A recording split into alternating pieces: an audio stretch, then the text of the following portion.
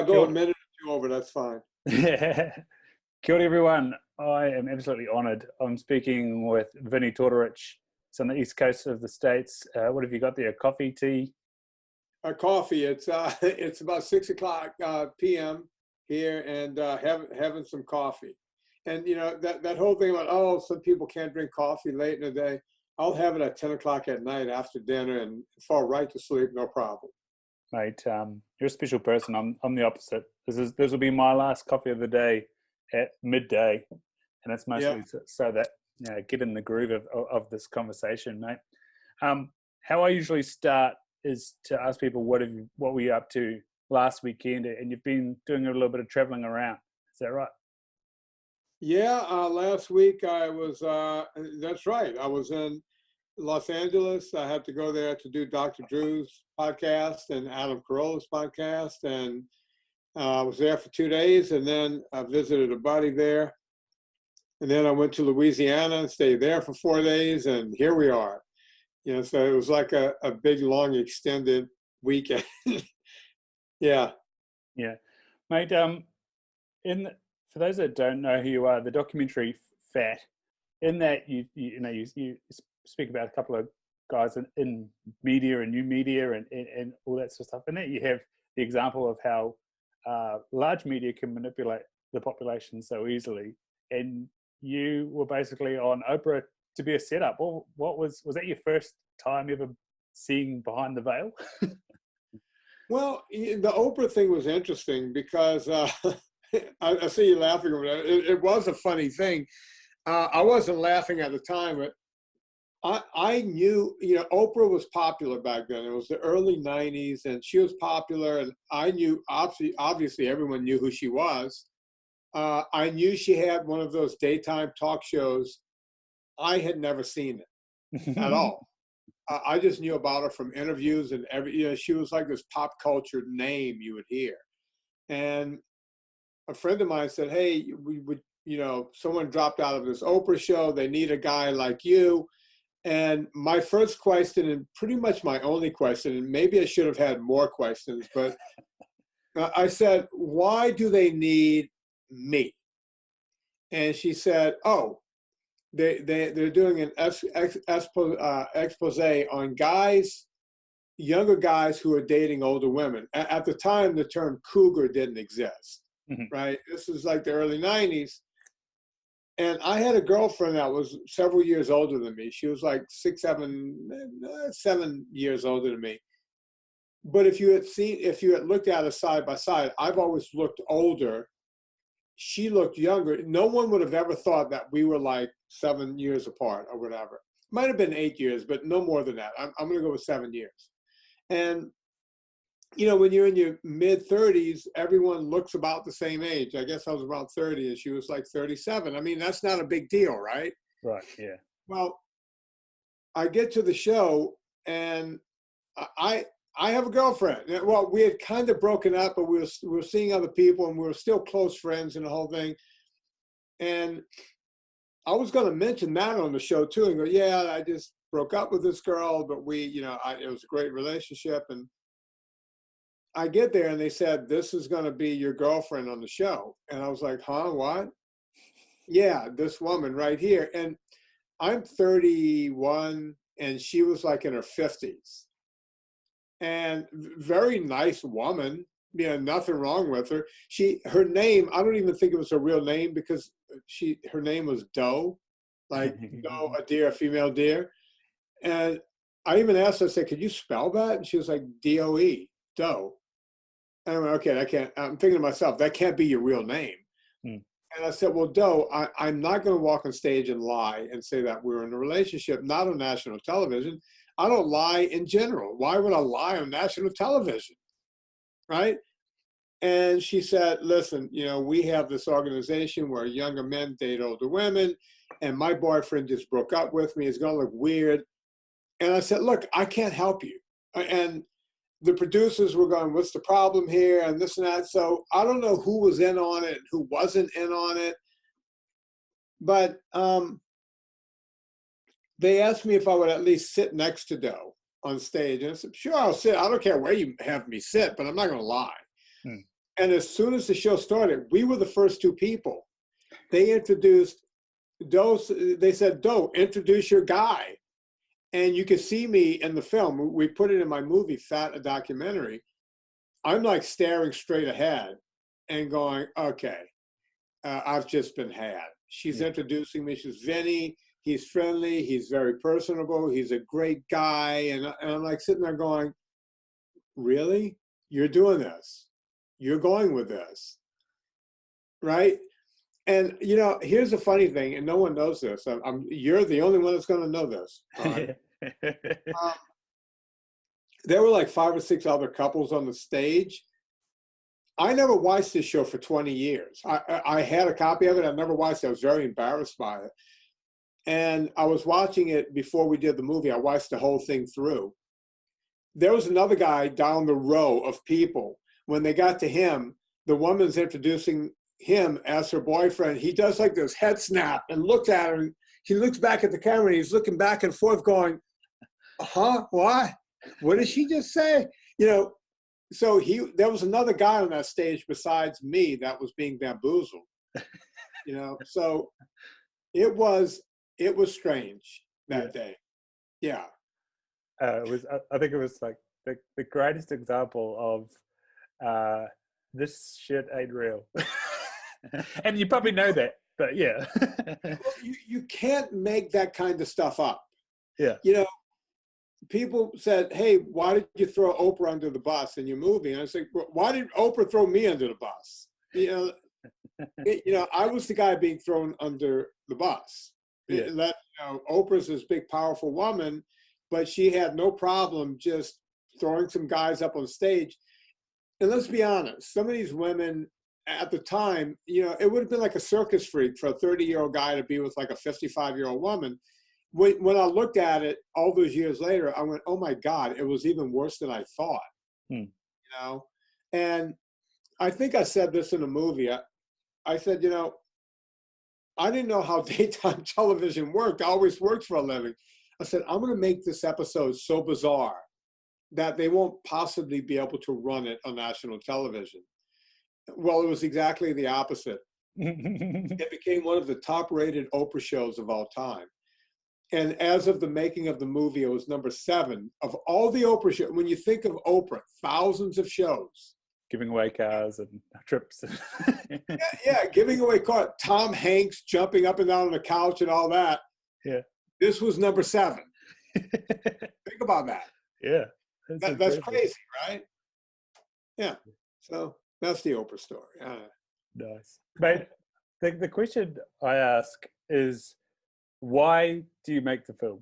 Because, like, and I just did something really interesting. I went on and I sort of thought, well, maybe it's my confirmation bias or something. But, you know, and even Pete Evans's film, The Magic Pill, got a bit of stick. Yeah, if you want to go conspiracy, the sanitarium-funded APRA went after him a little bit, and you can see why. But I just Googled Fat, a documentary, debunked, and there's nothing.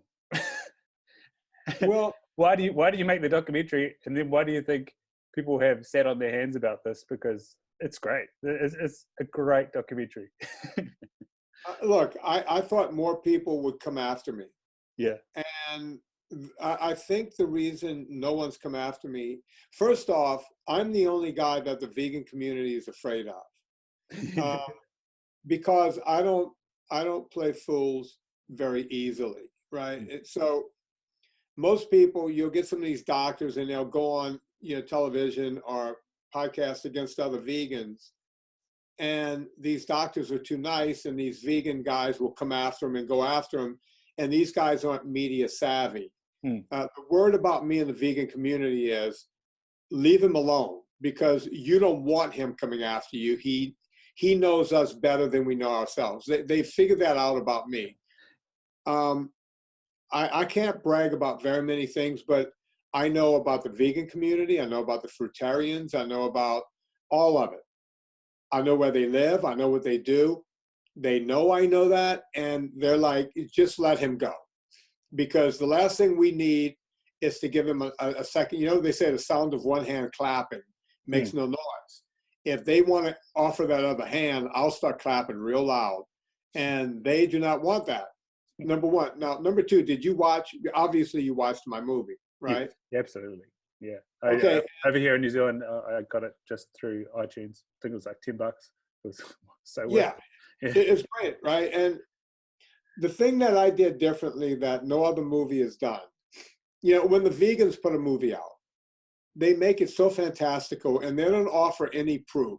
Sometimes they'll have Kip doing what cowspiracy, or he'll be doing what the health, and he'll have a piece of paper in his hand like this, right? I'm holding a piece of paper for your audience. And he'll walk up to an authority and he'll go, I have this piece of paper right here that says you're killing people. It's written right here on this piece of paper.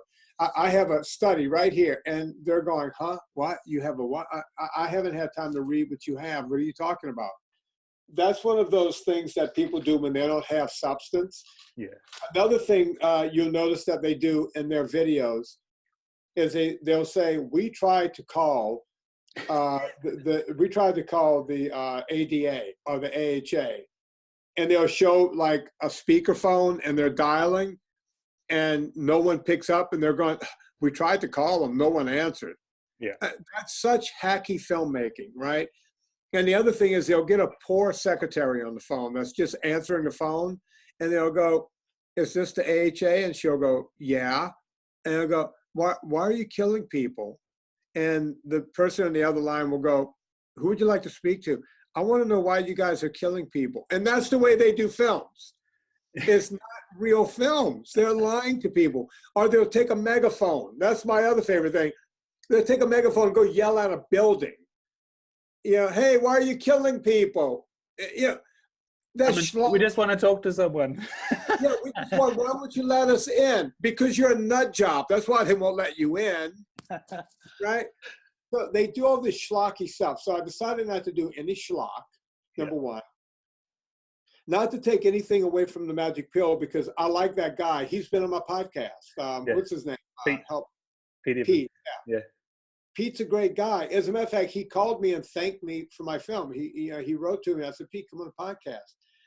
Pete did a great job, but they left the door open for criticism. Yeah. Right? They didn't, the difference with my movie is we say something and then we show it. We put it up on the screen and go, look, here it is. Yeah. Right? And I even have narrators. I have my wife narrating pieces of it and a guy named Mike Dawson narrating the rest of it. Here is history. Here's what happened. Here's the proof. Everybody thought the Seventh-day Adventists were going to come after me. Right? Including our mutual friend, Brian? over there. Say again? Brian Sanders? Or Gary Fickey? Gary Fickey. Gary Fickey, Barry Melinda. They were like, get ready, get ready. They didn't come after me because I told the truth. If they come after me, they know I'm just going to go because I have an audience that, we get hundreds and hundreds of thousands of people on my podcast. If they came after me, they know I'll just go on the podcast and talk about it. Nobody wants that. No. They don't want the truth to be out there, and I'll just keep telling the truth. That's why I'm not scared of them. Nice. On Gary, and like you say, the Seventh-day Adventists coming after you, and again, that goes to the APRA going after Pete Evans. The weirdest thing about Gary and Melinda is, Seventh-day Adventists actually quote Melinda's research as saying, yeah, we influence medical messaging. See, Melinda Fickey has found this out about us. It's just like the weird, and I also think about Seventh-day Adventists, yeah, they're trying to convert people to veganism, but that's not their goal. Their goal is to convert people to Seventh-day Adventism. Like, they're playing such a long game. I wonder how successful this movement is from veganism to Seventh-day Adventism. I have no idea what they're going after, but they've been going after it ever since Ellen White back in the 1860s decided we're going to go after it. We're going to do this, and the church went, okay. And they're hooked to Kellogg's and the big, they're hooked to big food, and they own a lot of media. So who knows what their end game is? I have no idea. Makes no sense. No. And it's like, you hear about China and stuff playing long game tactically, and then you find out that, hey, Seventh-day Adventists are well set up in China as well, and sort of run their medical system, and the soy system is Seventh-day Adventist based in China, researched in China, China study, for example. Like, it's the connections are really weird. It really is, and the way they do studies is even more bizarre. They'll say, "Oh, yeah, we studied these blue zones." Mm. Well, all of those blue zones that they picked were cherry picked. It's just crazy. Like, one of them was down in Loma Linda, California, where all the Seventh-day Adventists are. Anyway, okay, these people are healthier. Okay, you're talking about a bunch of boring people that don't drink, smoke, or do drugs. Did you mention that in your report? Oh no, you left that part. That's very convenient. You left that part out. And when they talk about Eisenhower, getting a heart attack, and Ansel Keys saying, "Oh, it's because he ate meat." They left the part out that he smoked literally. They know for a fact at least 3 packs of cigarettes a day, but they think it was 4. Jeez. Okay, that's a lot of cigarettes every day.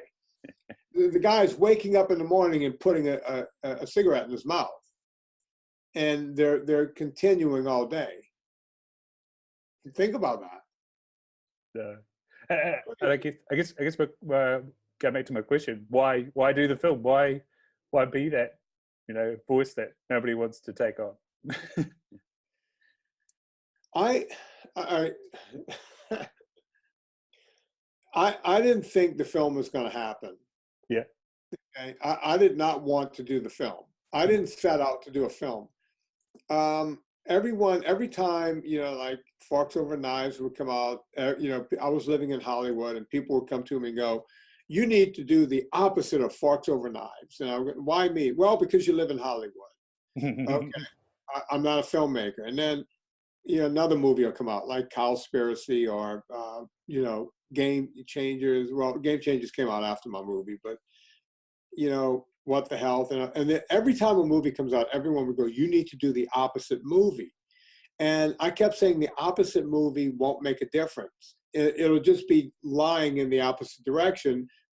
I would like to do the real movie, like the actual movie of here's where we are, here's how we got there, without lying in either direction, right? And then I said the only way I could get money is if I could get like the beef industry or maybe the milk people or dairy industry or something to get behind me. I don't have the money to do it. And I refuse to take money from any of those people, because the first thing the vegans are going to say is, "Of course he said beef is good for you. The beef industry paid for this piece of crap." So I had all of these problems in front of me that helped me stop from doing the movie. I did not want to do it. So I came up with all these weird parameters. Mm-hmm. Well, enter Peter Pardini, who was just coming off of a big documentary about the band Chicago, the musical group. And, he was getting all kinds of accolades, and he had been following my NSNG diet and losing a ton of weight. And he met me at the Adam Carolla show, and he said, "Hey, man, would you do this?" And I said, "Pete, I don't have the money, the wherewithal, none of it. I'm just not going to do it." He said, "Why don't you crowdfund it?" The only reason I said yes to crowdfunding was I was absolutely certain that I would not get the money. Yeah. And then we can make this whole thing go away. I know it sounds weird, right? It's like, it was kind of like the movie Producers, where we're gonna make it so bad that it's gonna close before it opens. I wanted to prove to everyone that nobody would give me money. So we put this outrageous goal on not Kickstarter, on Indiegogo, of $150,000. And I said, okay, if we get 150, I will start this movie, right? Well, we didn't get 150. We got $250,000. And all of a sudden, I was like into this. I was like, oh my God, all these people are giving us money. Oh my God. And now we have $250,000 that's in my bank account. And I'm going, okay, this is scary, because these people gave me their money and I don't know what to do with it. Yeah. You know, it's like, I have to go make something now. Yeah. And if you know anything about me, I don't know how well you follow me, Ryan, but I don't do things halfway. If I'm going to do something, it's going to be all the way. So I walked into my shed. You know, most people would walk into their office. I walked into my shed and I started making shotgun shells, because when it's time to make a movie, the first thing you need to do is make shotgun shells. And I know that sounds weird, but I had to make shotgun shells because, well, number one, I like to shoot a lot. But more importantly, when I do that, my brain relaxes because it's mindless work. Yeah. And I got Peter Pardini in that shed. He had a notebook. And while I was making shotgun shells, we were talking. I just relaxed and he was relaxed. It was 105 degrees in there, Fahrenheit. Yeah. And he was like, all right. You know, I said, we got to have this in it. We have to talk about that. He was saying, yeah, we must do this and we must do that. And within 2 or 3 shotgun shell pressing sessions, we had the whole map of what we wanted to do, who we wanted to talk to, and so on and so forth. And then we had to figure out how to shoot all of it on the budget, because $250,000 is not a lot of money to do the style of movie we did. Mm. I called in a bunch of Hollywood favors. Pardini called in a ton of Hollywood favors. We just called in a bunch of favors, got a lot of people to work for cheap, for way cheaper than they would have worked. And we did a movie that would have normally have cost $750,000 or maybe even $1 million for, you know, a little over $250,000. I had to put some of my own money in at some point to finish it. But I think it shows. There's a girl from your country, Marianne do you know? She's from Australia, Damasi, yeah. Yeah. Yeah. She saw the movie. We showed it at Low Carb Houston, and I knew she was out there. I'd never met her before. And there was a dinner after that, and she came and sat next to me and said, how did you do it? And I said, how did I do what? She said, I was told you made this movie for $250,000. And I said, yeah. She said, how? Because apparently she's been in television and production for a long time. ABC, yeah. She goes, there's no way possible to do what I just saw for that amount of money. How did you clear all of that stuff? How did you get people to work for that? I mean, you had cameras zooming in and pulling out, and you had sets and the whole thing. I said, you know, I just stretched $1. That's all it is to it. We really worked hard and really stretched $1, you know, and that's how we did it. Yeah, and I listened to you talking to Brian Sanders on his podcast, and they were talking about the hotel room that you kitted out, and of course Brian was like, "Wow, wish we could have done that." Yeah, I think Brian was shooting. He's doing a movie too, and he was shooting a movie in another room. So to let your audience know what we're talking about. Sorry, yeah. The best way to save money is to find a convention where a lot of you people are going to be. Yeah. And so we knew they were going to all be in San Diego. So I went down there. Brian Sanders went down there. I didn't even know he was there until like the first person who walked in, because we went in, it was like the A-team. I took an actual Hollywood crew down there, and they walked into this room, and you know how everything in a hotel room is bolted to the walls, right? It's like, zzz, zzz, zzz, zzz. They dismantled the entire room. They turned the bathroom into the sound village. Another corner of the room was the video village. And we had a full sound crew in there, we had a director, a photographer, a camera director of photography. We had all of this stuff. We had key grips. You know, we had a whole setup in there. We had the lights and everything. That's why it looks almost three-dimensional when you see these interviews, right? And the first person who walked in there and came inside the curtain, they went, Jesus Christ. I was like, huh? And they said, yeah, I just came from another guy who's doing a movie. I was like, who else is doing a movie? I was like, I don't know his name. I said, I don't know, he's another room over there. I thought they were not telling me his name on purpose. And he just kind of had a cell phone on a stand in the middle of a room. And I sat on the bed or whatever, something like that. And I was like, oh no, we have a full thing. And by the time the third person came in and said, oh my God, what's going on here? And I said, let me ask, you went to someone else's room? And they said, yeah. And I said, what were they doing? And it's like, yeah, just kind of like one camera and on a little stand or something. And yeah, I don't know. They weren't offering us makeup and all the stuff you're offering.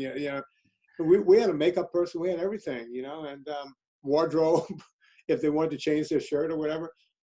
And I said, who is this other guy? And it was the second time I heard, his name is Brian. Honey, what was his name? That kind of thing. It's like, oh, Brian Sanders? Yeah, that's the guy. And that's when I went, oh, I know Brian. Tell him I said hi. And of course, we didn't see each other the whole time because I was in a room doing my movie and he was in a room doing a movie. So that's kind of how it worked. Yeah. But we ended up doing a second day of shooting at my house. That's where we got Jim Abrams to come there. Nina Teicholz came to the house. Dr. Drew Pinsky came to the house. A bunch of them came to the house because, and we just had to fly them in.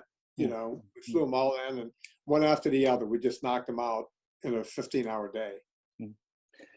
So with Nina and of course Gary Taubes, the great thing about them is this sort of journalistic background, and here's the story. This is what happened, like you said in the movie. Was that in your original plan of these two have written the story, they've written the history, we've got to get this in there? Or was that sort of one of the things that developed? No, everybody you see in the movie was in the original script. There was one vegan doctor that I had signed up because I wanted to have a vegan represented. And she had to do surgery. She's a surgeon, and she couldn't make it. And so we got everybody we wanted. I knew, when I was in there making the shotgun shells, it's like, I want Gary, we're going to ask Gary these questions. We're going to ask, that's what that whole thing was. We're going to ask Nina, I tried to play to everyone's strength. I wanted Dave Feldman in the movie, and I didn't try to hide the fact that he's an engineer, right? He's not a medical guy. Most people would try to hide that and try to play it off as, it's like, no, here's an engineer. And same with Ivor Cummins. Here's a scientist who figured out what science couldn't figure out. So all of that meant something to me. Yeah. Right. And, every person in that movie, it wasn't like we just went to that convention and just grabbed people. There was a lot of people we didn't grab at that convention. I'm not going to mention names, and it was only because we knew what we wanted. We figured we had 90 minutes to tell a story, even down to Dr. Georgia Ede, because I wanted to have something about the psychological component in there. And I knew Georgia Ede could deliver those goods, and boy, did she.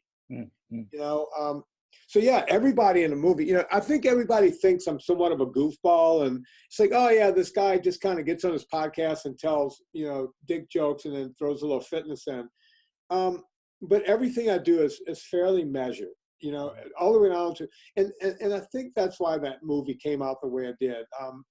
I'm a fairly measured guy. I know what I want. I know how I want it. And then when you mix that with Peter Pardini, who's like a drill sergeant, then you put two idiots together who, we're like, this is what we want. This is how we want it. No one's going to tell us any otherwise.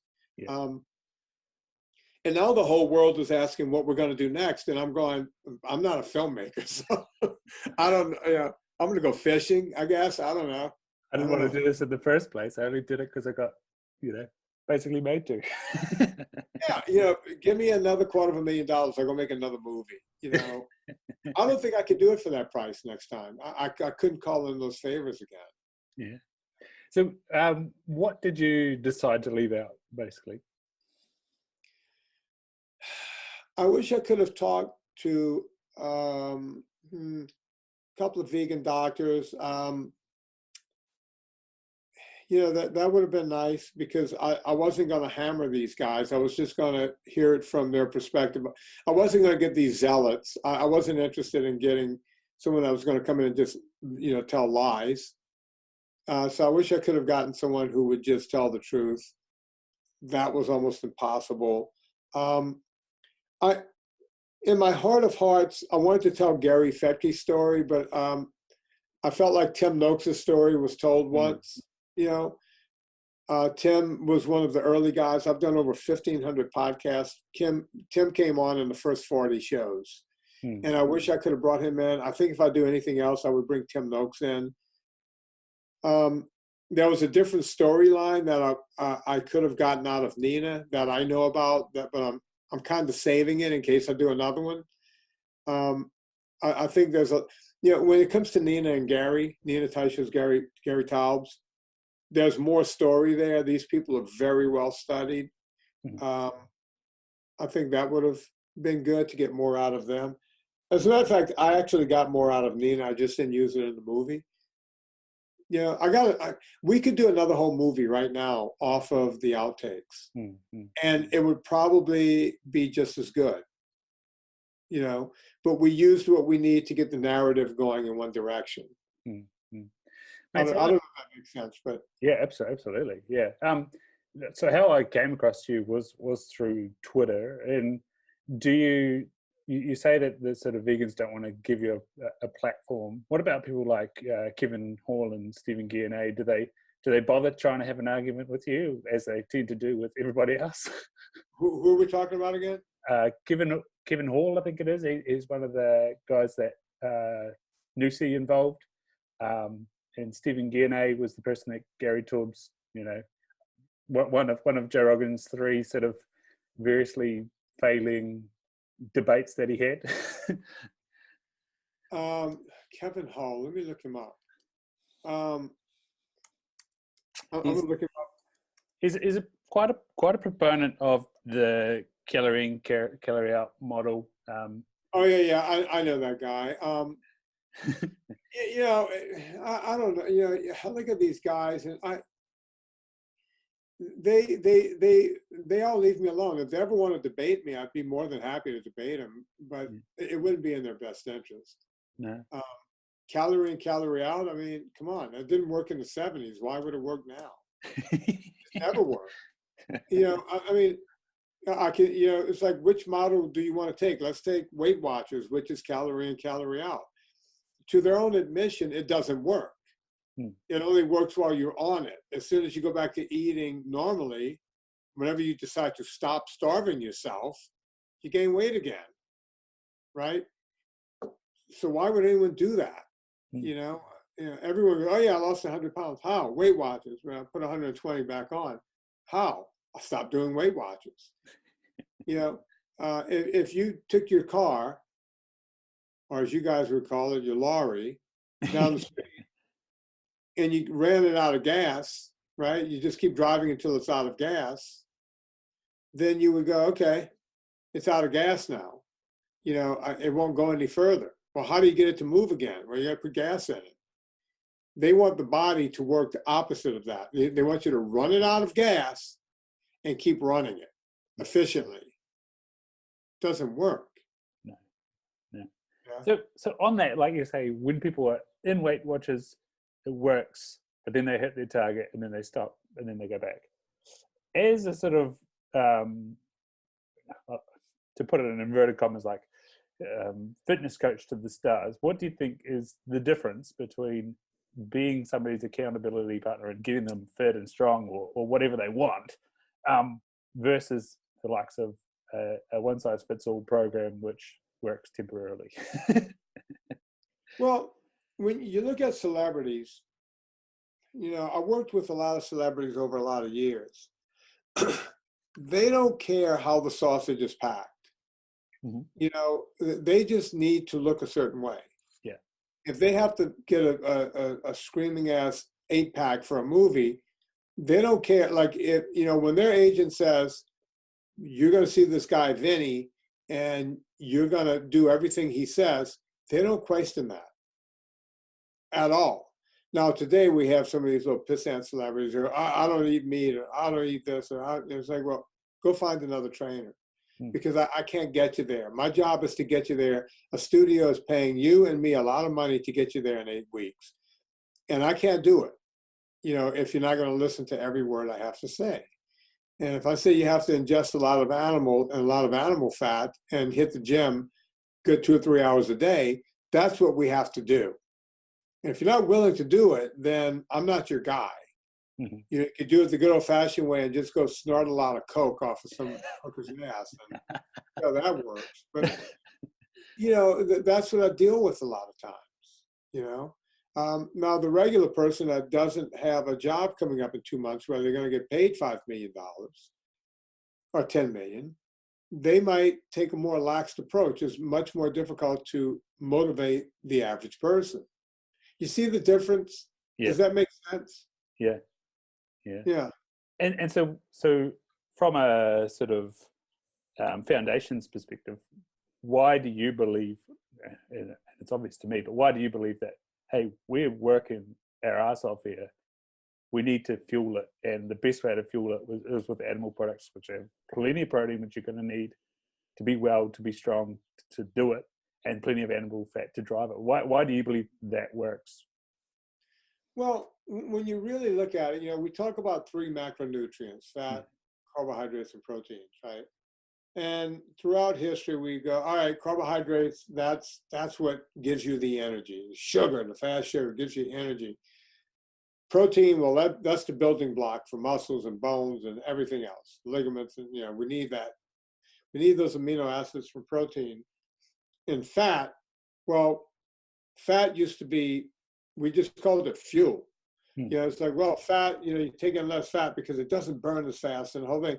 That's how that whole calorie in, calorie out myth came around. Fat doesn't burn. The number of kcals in fat is, more dense than it is, Well, that's where we ran into trouble, because, in fact, our body does not like to store fat, right? But if we take in too much carbohydrate, too much sugar, we'll top off our liver, we'll top off our blood, we'll top off our muscles. And you could top all of those off for less than 2 tablespoons of sugar in your body. And you could get that from almost anywhere, including protein, because if you don't synthesize all your protein and use it as a building block, a process called gluconeogenesis will come in and convert it to sugar, and then it will top off your sugar stores that way. So if you look at it like that, we only really need 2 macronutrients. We need fat and protein. The problem with fat is that it's called fat. If we called it the macronutrient energy, and we were taking in, instead of fat, we're taking in energy and protein, nobody would have a problem. It's like, oh, where did you get your energy from? I just ate a bunch of energy. Because that whole "you are what you eat" thing, well, you eat fat, you get fat. That's not the truth. If you eat energy, well, I just ate a bunch of energy. I'm stoked. I'm ready to go. Well, what are you going to build? You got to rebuild your muscle. Well, I got some protein. You see, you don't really even need the 3rd macronutrient. And that's just a fact. I have nothing, as I tell everyone, look around. I don't sell anything. I have a vitamin company. I don't tell anyone they need my vitamins to be healthy. I have a coffee company. I never tell anyone you must drink my coffee or anyone's coffee to be healthy. That would be a lie, right? We can be healthy without any of that stuff. Now, I'm a believer in taking vitamins, getting a little extra, vitamin N, the 13 essentials.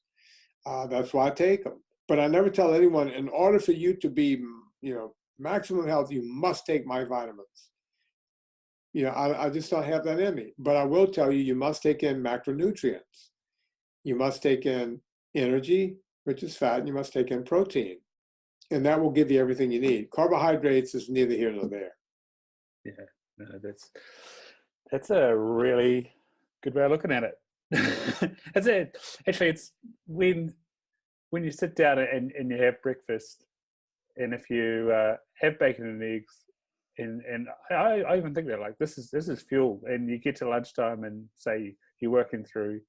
There's nothing wrong with working through, and you can make it to dinner time and you're fine. Should you have a bunch of cereal, you get to work and you're hungry again. Like you say, that taps it off. Yeah, yeah, that should tell you everything you need to know. You know, we had a joke when I was a kid in this country. What do you need 30 minutes after you eat a Chinese meal? Well, you need another meal. Yeah. You know, because Chinese meal is nothing but carbohydrate and sugar. And it just prompts you to want to eat more. You know, the ghrelin and leptin gets released. And even though you still have a stomach full of food, you think you're starving, Mm. right? Your brain goes, oh my God, Ryan is starving. I gotta feed him some more. I'm gonna make him feel hungry. And you still have all that Chinese food in your stomach. The same thing happens with cereal and milk, you know. If you have any kind of low-fat milk or even regular fat milk, there's a lot of carbohydrates in there, and you add sugary cereal, it's a disaster. And you're right. You eat 2 or 3 eggs and some bacon, lunchtime will come and go, and you're going to go, what did I have for lunch? Oh, that's right, I didn't have lunch. You know, you're still stoked from the energy and the protein you had for breakfast. Mm. Mate, that name Tortorich, what's your heritage? Italian, Sicilian. Yeah. Yeah, my family's name was Tortorici, and some of us changed it. I think when they came here from Italy, someone stamped, you know, the I must have been smeared or something. So half my family spells it ICI, and my half spells it ICH. And I thought Tortorich sounded less like some kind of Italian dish. So I went, okay, I'll just stick with this way. You know, I'm an American anyway. Yeah. But when I go back to Italy, people, oh, Tortorici. Oh, okay, come on, man, we'll give you some free food. You know, that kind of thing. So Yeah. on that sort of heritage stuff, you know, the pizza and the pasta. What's the reality, mate? The reality is we shouldn't eat pizza and pasta. And by the way, you know, I'm Italian, and I grew up in an Italian home, and a lot of my relatives from the old country were in the house. All the Giardinas, you know, and the Tripodis, my great grandmother from the old country. Pasta was kind of like a little side dish. Mm-hmm. It was always like a big piece of fish or a big piece of meat, you know, like rump roast or something cheap that they could get, you know, because we were poor. And then there would be a vegetable. And if they couldn't round out the plate, they would cook a little pasta. There'd be a little pasta on the plate, you know, or a little polenta, you know, something like that. They would just put on the plate. And we didn't eat, like a lot of times it was, I'm not going to eat that. I don't want to fill up on that. I want to get this meat. Even as a kid, you kind of knew this is the important thing, the meat thing, you know? Yeah. No, I'm always fascinated when you see chef shows sort of go to Italy, and it's like the olive oil, the pork, which, you know, just, you know, cured for forever and made to taste amazing, and like you say, the cheap cuts that are braised and stuff, and with meat, you know, bolognese is actually a meat sauce. It's not actually about the tomato, it's about the meat, and parmigiano, all that sort of stuff, and sardines and fish, like you say. It's like, God, this pizza pasta stuff is I don't know, blasphemous, I guess. Well, look, pizza was literally, from what I understand, it wasn't even an Italian thing. It was more of a United States thing. We kind of created it here and sent it back to Italy, pretty much. That's my understanding of it, but I don't know how that works. And, you know, we took pasta, the Italians took pasta from China, something like that. You know, it's like, you know, Marco Polo came back and said, hey, they're boiling bread over there, and it comes out like this, you know, and the Italians went, well, really? All right, our peasant people might like some of that. Let's give it to them. Let's wrap up that little bit of ground waste meat and make ravioli. It really is peasant. I mean, you know, you know, you ever hear pasta puttanesca? No, explain. Pasta puttanesca. Think of it, putta. It's whore's pasta. Mm-hmm. It's like, this is what the whores ate. You know, because it's a very cheap dish. In this country, they'll serve it to you for $22 a plate, but it's basically just tomato sauce over pasta, putta, you know, pasta puttanesca. And the first time I heard that, because I grew up in an Italian home, I'm like, are they saying pasta for the sluts? I mean, what's going? Yeah, because I never really heard it. I grew up on a bayou, and I moved to New Orleans, and I went to a restaurant. Hey, we have a special, like pasta puttanesca. I said, what? I Are think we doing this? I think I need to get a little further through my Duolingo to get to that one. I think. Yeah, it's that poor people, the rich people ate, they always said, let the poor people eat cake, let them eat cake, that's where that comes from. Give them bread, give them something to chomp on, so they're not starving. We'll eat the meat over here. Yeah, mate. So obviously you've done the movie now, the movie that the people wanted. And Yeah. what next? Or is it just back to normal life, the podcast and working with the people? I guess it is. I mean, I don't know. It's funny because everyone's calling me going, hey, we have this project. And I'm like, you realize I'm just a guy working out of my basement, right? I mean, and, I look around and go, yeah, I want to do something else. I just don't know what it is. I was thinking maybe in my mind, maybe doing like 8 or 10 part series instead of just hitting one part of health. I could come up with 10 different, hit on this, 30 minutes, hit on that, 30 minutes, boom, boom, boom. And then just sell it to Hulu or Netflix or something like that. And go, here you go. Mm. As I said when I was talking to Pete, your guy, Pete Evans, yeah. Evans. Sorry, I keep wanting to say Pete Davis. I said, we started laughing about it on my show. It's like, yeah, everyone's asking me what I'm going to do with all the the documentary money. It's like, you don't make any real money from documentaries, you make some money, but it's a labor of love. And I think if some of these companies came up with a nice sized check, which they can easily do, and say, hey, we know that a bazillion people are going to watch it because a bazillion people are watching it right now. Here's a check. You can make a few bucks and it's going to cost you X amount to go make it. And if it was worth my while, I would do it tomorrow. I would just start production. I don't know if Peter wants to do another one, but I would start production tomorrow and do it. But everybody wants me to do it and then they'll pay me for it. Well, I got to go make a living. I got to go sell vitamins. I got to sell coffee. I got a day job, I got to go do that. The rest of it, I always tell people, the thing I do all day long is my hobby, helping people on the internet, doing all the stuff, all the before and afters you see, and the podcast. We do 5 shows a week. Fitness Confidential podcast is a full-time job.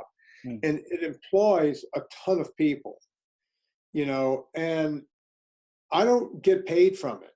I don't make any money from it. Luckily enough, people go to Amazon and click through, and we have a few sponsors, and that seems to pay for it. But it doesn't put money in my pocket by any stretch of the imagination, which I'm kind of happy. It's like I wish I could make a few bucks on it. And if I fired a few people, I could make a few bucks, but then I would have to do all that work. And it wouldn't be worth my time. So it's kind of a weird kind of thing that we do. Yeah. I do this for free all day long, and then I make my money on vitamins and coffee. Mate, how this conversation came about was you put out I don't know, someone said put Vinnie Tortorich on Joe Rogan show, and I said, mate, while we wait for that, I'd love to have a yarn to you because I love the film and I've been following her on Twitter and I love what you have to say. But would you, just as you said, no one would come on and debate you. What would you sort of call out on the likes of that sort of platform? Yeah, I would do Joe's show. He's never asked. And anyone here, I'll tell you the truth. I've said this before, but I haven't said it in a while. Joe, when my book came out like 7 years ago, I was trying to, get anyone who would have me on. That's I ended up doing Adam Carolla show, Dr. Drew, and all these other famous podcasts. And we called Joe Rogan, and he was like, hard pass. And we were like, well, okay, that's fine. And about a year later, someone said to him, man, your book is a big deal. and why don't you go on Rogan? Rogan would love this book. And I said, yeah, I don't think he knew who I was a year ago. Yeah. So I had people by then. I had my people. And his producer said, yeah, send us a book. And they said, then they want a book. And my guy sent the book out that night. Before they got the book, they wrote back to my guy and said, yeah, we're going to pass on this guy. We don't want him on. It's funny because, and we've asked him, I think, another time after that. He's had almost every guest I've ever had on my show on his show. Yeah. Almost every doctor I've had on my show has been on his show. He's had everyone on except me. And I don't know if, I know I've never offended him because I've always been a Joe Rogan fan. Yeah. I've always, from way back before anyone knew who he was, I loved his comedy. And I'm talking about back in the 90s, before he was ever on television or anything else. I was a big fan of what he was doing. Really funny stuff. So I don't know what his beef is, or if he even has a beef. I can't imagine he doesn't know my name, because my name gets brought up to him constantly, and people tweet at him, from what I can tell, almost every day. So I don't know. I don't know what he's thinking. Does he ever tweet back? I don't see it. No, I don't think so. Yeah, he it's like radio silence. People are going, hey, Joe, what about Vinnie? Nothing. No, I think what he does, or what his Twitter does, is just regurgitate the old cool thing. It's kind of almost like a presence, I guess. But yeah. I don't think he's on it or whatever. And even his Instagram is sort of variable, and here's the show and here's the podcast, so which is fun, like social media is a beast. Yeah, I as you know, I spend a lot of time on Twitter every day because I like helping people, and I get goofed on a lot and that kind of thing. I don't care. If I'm helping one guy or one woman every day, I'm good. I don't have to do more than that. Yeah. So where do people find their Vinnie? We both took in the time. We better get you on because you've got to get away. Where do people find you and enjoy those gems? Meaning the movie? The movie, Twitter, anywhere else? Okay. The movie is everywhere. It's on iTunes. You can rent it or buy it there. You can rent it on Amazon. You can also buy Blu-ray or DVD from Amazon, or if you have Amazon Prime, at least in the United States, and some other countries. I think Canada, I don't know about you guys, but it's on Amazon Prime. So if you have Prime, it's free. It is on 65 different VODs around the world. So if you live in some area out in the middle of Zimbabwe and you want to watch it, you can do that just by finding the correct VOD. It's on several airliners now.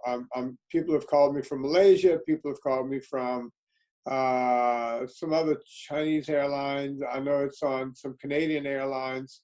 It's on United and I think American in this country. I could be wrong.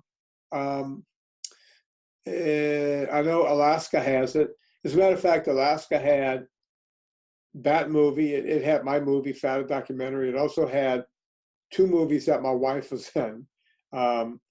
James Bond, The World Is Not Enough, and also Inherent Vice. So we were represented 3 times on one airline in my house. So that was kind of neat. So yeah, it's everywhere. And my podcast is called Fitness Confidential Podcast. You get that on iTunes. My book is called Fitness Confidential.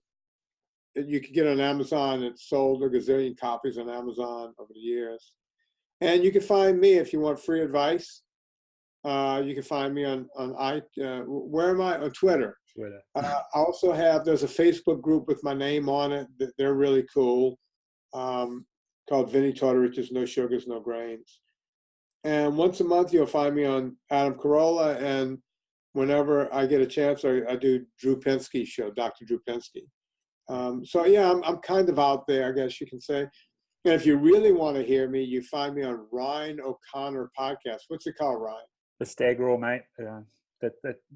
That's my nickname. And yeah, it's about being loud and sharing a message. Yeah. No, I really appreciate what you're doing, man. And So go check out this podcast. I've been on this show once before, right? No, Is no, no. this the first First time? time. First time. It's awesome. I thought I'd been on once before. No, it's we need to get you. We need to get you on my show. Yeah, on man. Saturday. That'd be Would you come awesome. Yeah, yeah, absolutely.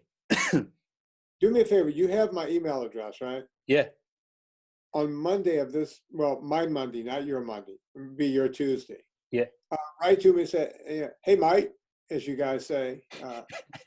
Hey, Mike, would you come on? Would you have me on your Saturday show? Mike, do that. Yeah, I will. That's a good Australasian hybrid accent, man. What? Time over there. I've been to Christchurch, Rotorua. I've been to Auckland. Nice. Been down to Milford Sound. Oh yeah, yeah. Yeah, I like it down there. It's beautiful. That's near where I'm from, mate. There's lots of guys loading shotgun shells down there as well. Actually, quite a lot all over New Zealand. Really? Come May, it's a lot of people lose their wives. I lose their husbands. Sorry. I'll go hunting. Or go hunting, mate. Before we go, what's something that you would leave people with? Sort of a quote or something that you live your life by, something that hasn't done you wrong and that continues to show up as your truth, basically, or the right thing. I tell everybody the same thing. A couple of things. Don't worry about your IQ. Worry about your FQ, your failure quotient. The number of times you can fail and come back. You might fail in your health or your diet. As long as you're breathing, you could come back. You could do better. Don't worry about that IQ. Worry about that FQ. And as long as you can do that, you'll do fine in life. Awesome. That's the first time I've ever heard that. So thank you very much. You're welcome. Yeah, and thank you. And I'll flick you an email on Tuesday and say, hey mate. Hey mate. Yeah, awesome. Have a wonderful evening over there, and look forward to doing the flip side. Ryan, thanks for having me on. Legend. Cheers.